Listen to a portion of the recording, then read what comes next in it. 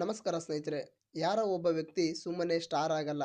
ಅದರ ಹಿಂದೆ ಅವಮಾನ, ಹಸಿವು, ಬೆವರಿನ ಕಥೆ ಇರುತ್ತೆ. ಒಟ್ಟು ಶ್ರೀಮಂತಿಕೆಯಿಂದ ಇದ್ದರೂ ಕೂಡ ಒಪ್ಪತ್ತಿನ ಊಟಕ್ಕಾಗಿ ರಸ್ತೆಯಲ್ಲಿ ಹಾಲು ಮಾರಿದ ಕಥೆ ಇದು. ಲೈಟ್ ಬಾಯ್ ಆಗಿ ಕೆರಿಯರ್ ಶುರು ಮಾಡಿ ಇಂದು ಕೋಟ್ಯಾಂತರ ಅಭಿಮಾನಿಗಳ ಪಾಲಿನ ಡಿ ಬಾಸ್ ಆಗಿ ಬೆಳೆದು ನಿಂತ ದರ್ಶನ್ ತೂಗುದೀಪ್ ಅವರ ಜೀವನದ ರೋಚಕ ಪಯಣ ಇಲ್ಲಿದೆ ನೋಡಿ. ದರ್ಶನ್ ಅವರು 1977ರಲ್ಲಿ ಪೊನ್ನಂಪೇಟೆಯ ರಾಮಕೃಷ್ಣ ಆಶ್ರಮದಲ್ಲಿ ಜನಿಸಿದರು. ತಂದೆ ಕನ್ನಡ ಚಿತ್ರರಂಗದ ಖ್ಯಾತ ಖಳನಟ ತೂಗುದೀಪ್ ಶ್ರೀನಿವಾಸ್ ಅವರು. ತಾಯಿ ಮೀನಾ ತೂಗುದೀಪ್ ಅವರು. ಇವರ ಜೊತೆಗೆ ಸಹೋದರ ದಿನಕರ್ ಮತ್ತು ಸಹೋದರಿ ದಿವ್ಯಾ ಇದ್ದರು. ಆರಂಭದಲ್ಲಿ ತಂದೆ ದೊಡ್ಡ ನಟನಾಗಿದ್ದರಿಂದ ಮನೆಯಲ್ಲಿ ಯಾವುದೇ ಕಷ್ಟವಿರಲಿಲ್ಲ. ದರ್ಶನ್ ಅವರು ಎಸ್ಎಸ್ಎಲ್ಸಿ ನಂತರ ಡಿಪ್ಲೊಮಾ ಸೇರಿದರು. ಆದರೆ ದರ್ಶನ್ ಅವರಿಗೆ ಪುಸ್ತಕದ ಮೇಲಿರುವ ಪ್ರೀತಿಗಿಂತ ಕಲೆಯ ಮೇಲಿರುವ ಮೋಹ ಜಾಸ್ತಿ ಇತ್ತು. ಓದಿನಲ್ಲಿ ಆಸಕ್ತಿ ಇಲ್ಲದ ಕಾರಣ ಡಿಪ್ಲೊಮಾ ಅರ್ಧಕ್ಕೆ ನಿಂತಿತು. ತಂದೆ ತೂಗುದೀಪ ಶ್ರೀನಿವಾಸ್ ಅವರಿಗೆ ಮಗ ಚಿತ್ರರಂಗಕ್ಕೆ ಬರೋದು ಇಷ್ಟವೇ ಇರಲಿಲ್ಲ. ತಂದೆಯ ವಿರೋಧವಿದ್ದರೂ ಕೂಡ ದರ್ಶನ್ ಅವರು ತಮ್ಮ ಹಠವನ್ನ ಬಿಡಲಿಲ್ಲ. ಸಿನಿಮಾಗೆ ಬರುವ ಮುನ್ನ ಅಭಿನಯವನ್ನು ಶಾಸ್ತ್ರೀಯವಾಗಿ ಕಲಿಯಲು ದರ್ಶನ್ ಅವರು ನೀನಾಸಂಗೆ ಸೇರಿದರು. ಅಲ್ಲಿ ನಟನೆಯ ಪಟ್ಟುಗಳನ್ನ ಕಲಿತು ಮುಂದೊಂದು ದಿನ ದೊಡ್ಡ ಸ್ಟಾರ್ ಆಗುವ ಕನಸಿತ್ತು. ಸಿನಿಮಾ ಕನಸು ಕಾಣುತ್ತಿರುವಾಗಲೇ ತಂದೆ ತೂಗುದೀಪ್ ಶ್ರೀನಿವಾಸ್ ಅವರ ಅಕಾಲಿಕ ನಿಧನವಾಯಿತು. ಅಲ್ಲಿಂದ ದರ್ಶನ್ ಅವರ ಕುಟುಂಬಕ್ಕೆ ಕಷ್ಟಗಳು ಶುರುವಾದವು. ಮನೆಯ ಜವಾಬ್ದಾರಿಯನ್ನ ಹೊತ್ತ ತಾಯಿ ಮೀನಾ ಅವರು ಮನೆ ನಡೆಸಲು ಮೆಸ್ ಆರಂಭಿಸಿದರು. ದರ್ಶನ್ ಅವರು ಒಂದು ಹಸುವನ್ನ ಸಾಕಿ, ಹಸುವನ್ನ ಮೇಯಿಸಿ, ಹಾಲು ಕರೆದು ಸೈಕಲ್ ಮೇಲೆ ಹಾಲು ಮಾರಾಟ ಮಾಡಿದರು. ಹಸಿದ ಹೊಟ್ಟೆಗೆ ಅಮ್ಮ ಮಾಡಿದ ಮೆಸ್ಸಿನ ಊಟವೇ ಗತಿಯಾಗಿತ್ತು. ದರ್ಶನ್ ಅವರಿಗೆ ಎಷ್ಟೇ ಕಷ್ಟ ಬಂದರೂ ಸಿನಿಮಾದ ಮೇಲಿನ ಪ್ರೀತಿ ಕಡಿಮೆ ಆಗಲಿಲ್ಲ. ಆರಂಭದಲ್ಲಿ ನಾಯಕ ನಟನಾಗುವ ಬದಲು ಲೈಟ್ ಬಾಯ್ ಆಗಿ ಕೆಲಸಕ್ಕೆ ಸೇರಿದರು. ಅಣಜಿ ನಾಗರಾಜ್ ಅವರ ಪರಿಚಯದಿಂದ ಖ್ಯಾತ ಸಿನಿಮಾಟೋಗ್ರಾಫರ್ ಗೌರಿಶಂಕರ್ ಅವರ ಬಳಿ ಅಸಿಸ್ಟೆಂಟ್ ಆಗಿ ಕೆಲಸ ಮಾಡಿದರು. ಅಲ್ಲಿ ಕ್ಯಾಮೆರಾ ಆ್ಯಂಗಲ್ ಮತ್ತು ತಾಂತ್ರಿಕ ಅಂಶಗಳನ್ನ ಕಲಿತರು. ನಂತರ ದರ್ಶನ್ ಅವರು ನಿರ್ದೇಶಕ ಎಸ್ ನಾರಾಯಣ್ ಅವರ ಕಣ್ಣಿಗೆ ಬಿದ್ದರು. ಮಹಾಭಾರತ ಸಿನಿಮಾದಲ್ಲಿ ಸಣ್ಣ ವಿಲನ್ ಪಾತ್ರದ ಮೂಲಕ ಮೊದಲ ಬಾರಿಗೆ ತೆರೆ ಮೇಲೆ ಕಂಡರು. ನಂತರ ಡಿಟೆಕ್ಟಿವ್ ಚಂದ್ರಕಾಂತ್, ಅಂಬಿಕಾನಂತಹ ಧಾರಾವಾಹಿಗಳಲ್ಲಿ ನಟಿಸಿದರು. ಅದಾದ ಬಳಿಕ ಸಣ್ಣ ಪುಟ್ಟ ನಟರಿಗೆ ಡಬ್ಬಿಂಗ್ ಆರ್ಟಿಸ್ಟ್ ಆಗಿ ಕೆಲಸ ಮಾಡಿದರು. ಇದಾದ ಬಳಿಕ 2000 ಇಸವಿಯಲ್ಲಿ ದೇವರ ಮಗ ಸಿನಿಮಾದಲ್ಲಿ ಒಂದು ಚಿಕ್ಕ ಪಾತ್ರವನ್ನ ಮಾಡಿದರು. ಅದಾದ ಬಳಿಕ ತಮಿಳಿನ ಒಂದು ಸಿನಿಮಾದಲ್ಲಿ ಮತ್ತು ಇತರೆ 3-4 ಸಿನಿಮಾಗಳಲ್ಲಿ ಸಣ್ಣ ಪುಟ್ಟ ಪಾತ್ರಗಳನ್ನ ಮಾಡಿದರು.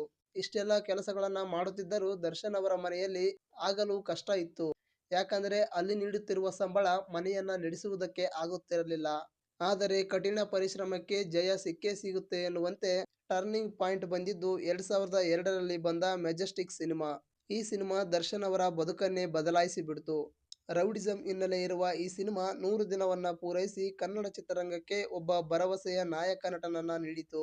ಅದಾದ ಬಳಿಕ ಕೆಲವು ಏಳು ಬೀಳುಗಳ ನಡುವೆ ಪ್ರೇಮ್ ನಿರ್ದೇಶನದ ಕರಿಯ ಸಿನಿಮಾ ದರ್ಶನ್ ಅವರನ್ನ ಜನಸಾಮಾನ್ಯರ ನೆಚ್ಚಿನ ನಟನಾಗಿ ಮಾಡಿತು. ಅದಾದ ಬಳಿಕ ಮತ್ತೆ ಕೆಲವು ಏಳು ಬೀಳುಗಳ ನಡುವೆ ಕಲಾಸಿಪಾಳ್ಯದಂತಹ ಸಿನಿಮಾ ಮಾಡಿ ಮಾಸ್ ಪ್ರೇಕ್ಷಕರನ್ನ ಸೆಳೆಯಿತು. ನಂತರ ಬಂದ ಸಿನಿಮಾಗಳು ದರ್ಶನ್ ಅವರನ್ನ ಚಿತ್ರರಂಗದಲ್ಲಿ ಗಟ್ಟಿಯಾಗಿ ನಿಲ್ಲಲು ಸಹಾಯ ಮಾಡಿದವು. ನಂತರ ದಿನಗಳಲ್ಲಿ ವೈಯಕ್ತಿಕ ಮತ್ತು ವೃತ್ತಿ ಜೀವನದಲ್ಲಿ ಏರಿಳಿತಗಳಾದವು.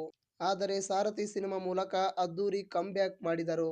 ಅದಾದ ಬಳಿಕ ಸಂಗೊಳ್ಳಿ ರಾಯಣ್ಣ ಸಿನಿಮಾದ ಮೂಲಕ ಒಬ್ಬ ಕಮರ್ಷಿಯಲ್ ಹೀರೋ ಐತಿಹಾಸಿಕ ಪಾತ್ರದಲ್ಲೂ ಮಿಂಚಬಹುದು ಎಂದು ತೋರಿಸಿಕೊಟ್ಟರು. ಕ್ರಾಂತಿವೀರ ಸಂಗೊಳ್ಳಿ ರಾಯಣ್ಣ ಈ ಸಿನಿಮಾ ಅವರ ಕೆರಿಯರ್ನ ಮೈಲಿಗಲ್ಲಾಯಿತು.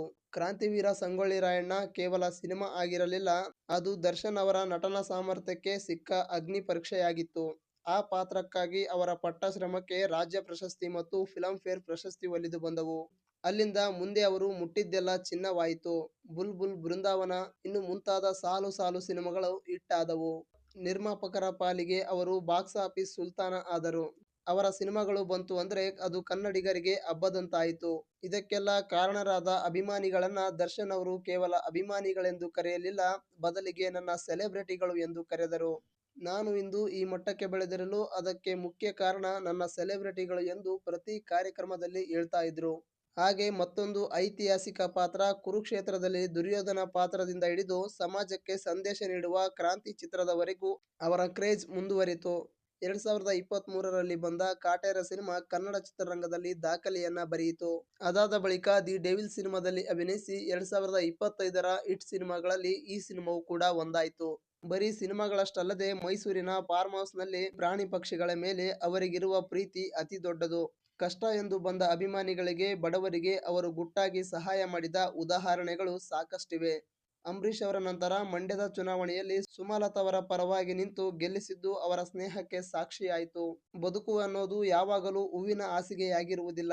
ಯಶಸ್ಸಿನ ಉತ್ತುಂಗದಲ್ಲಿದ್ದಾಗಲೇ ವಿಧಿಯ ಆಟ ಬೇರೆಯಾಗಿತ್ತು. ಸದ್ಯ ಅವರು ಜೈಲಿನಲ್ಲಿ ವಿಚಾರಣಾ ಕೈದಿಯಾಗಿ ಕಾಲ ಕಳೆಯುತ್ತಿದ್ದಾರೆ. ಈ ಘಟನೆಯಿಂದ ಅವರ ಸೆಲೆಬ್ರಿಟಿಗಳು ತುಂಬಾ ನೊಂದಿದ್ದಾರೆ. ಅವರ ಬಿಡುಗಡೆಗಾಗಿ ಕಾತರದಿಂದ ಕಾಯುತ್ತಿದ್ದಾರೆ.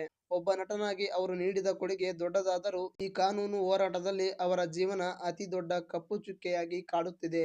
ಜೀವನ ಅಂದ ಮೇಲೆ ಏಳು ಬೀಳು ಸಹಜ. ಕತ್ತಲೆಯ ನಂತರ ಬೆಳಕು ಬಂದೇ ಬರುತ್ತದೆ ಅನ್ನೋದು ಪ್ರಕೃತಿಯ ನಿಯಮ. ಸದ್ಯ ಡಿ ಬಾಸ್ ದರ್ಶನ್ ಅವರು ಸಂಕಷ್ಟದ ಸುಳಿಯಲ್ಲಿದ್ದರೂ ಅವರ ಕೋಟ್ಯಾಂತರ ಅಭಿಮಾನಿಗಳ ಪ್ರೀತಿ ಮತ್ತು ಆರೈಕೆ ಅವರ ಜೊತೆಗಿದೆ. ಕಾನೂನು ಹೋರಾಟದ ನಂತರ ಈ ಎಲ್ಲ ಕಷ್ಟದ ಮೋಡಗಳು ಸರಿದು ಅವರು ಆದಷ್ಟು ಬೇಗ ಜೈಲಿನಿಂದ ಹೊರಬರಲಿ ಅನ್ನೋದು ಎಲ್ಲರ ಆಶಯ. ದರ್ಶನ್ ಅವರ ಎರಡನೇ ಇನ್ನಿಂಗ್ಸ್ ಅದ್ದೂರಿಯಾಗಿ ಆರಂಭವಾಗಲಿ, ಇನ್ನು ಮುಂದೆ ಅವರ ಶುಕ್ರದಶೆ ಶುರುವಾಗಲಿ, ಯಶಸ್ಸಿನ ಶಿಖರ ಏರಲಿ ಎಂದು ಪ್ರತಿಯೊಬ್ಬರೂ ಹಾರೈಸೋಣ. ಲೈಟ್ ಬಾಯ್ ಆಗಿ ಬದುಕು ಶುರು ಮಾಡಿ ಕರ್ನಾಟಕದ ಮೂಲೆ ಮೂಲೆಗಳಲ್ಲಿ ತನ್ನದೇ ಆದ ಸಾಮ್ರಾಜ್ಯ ಕಟ್ಟಿದ ದರ್ಶನ್ ಅವರ ರೋಚಕ ಕತೆ ಇದಾಗಿತ್ತು. ಇದಿಷ್ಟು ಈ ವಿಡಿಯೋದ ಮಾಹಿತಿಯಾಗಿತ್ತು. ಈ ಮಾಹಿತಿ ನಿಮಗೆ ಇಷ್ಟ ಆದರೆ ಲೈಕ್ ಮಾಡಿ, ಕಮೆಂಟ್ಸ್ ಮಾಡಿ ಮತ್ತು ಶೇರ್ ಮಾಡಿ. ವಿಡಿಯೋವನ್ನು ಪೂರ್ತಿಯಾಗಿ ನೋಡಿದ್ದಕ್ಕೆ ಧನ್ಯವಾದಗಳು.